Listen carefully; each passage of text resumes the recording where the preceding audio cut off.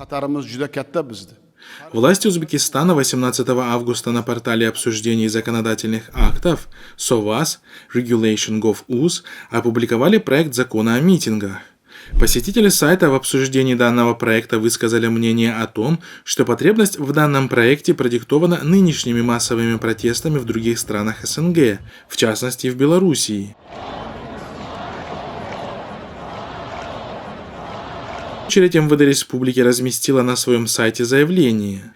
После того, как проект закона о митингах, собраниях и демонстрациях, разработанный Министерством внутренних дел, был вынесен на общественное обсуждение, у пользователей социальных сетей сформировались различные расплывчатые мнения о том, что необходимость принятия этого закона возникла после массовых протестов в Белоруссии, говорится в сообщении. Основной целью появившегося документа в МВД назвали реализацию конституционных прав граждан на осуществление своей общественной деятельности в форме митингов, собраний и демонстраций, а также повышение их правовой грамотности в этой сфере. Bugungi talabni tenglashtirib bo'lmaydi. Zamon har soatda yangi choralar qabul qilishga majbur qilyapti.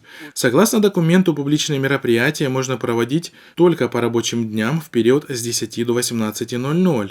Они должны продолжаться максимум 2 часа. При этом расстояние от места сбора граждан до ближайших зданий органов власти, судов, дипломатических представительств должно составлять не менее 300 метров. Заявление на митинг или шествие, согласно проекту, необходимо подавать не позднее, чем за 15 рабочих дней до запланированной даты.